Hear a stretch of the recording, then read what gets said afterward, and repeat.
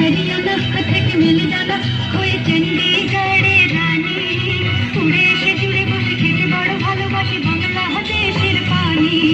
হরিয়াণা থেকে মিলে জানা হয়ে চণ্ডীগড়ের রানী উড়ে এসে জুড়ে বসে খেতে বড় ভালোবাসি বাংলা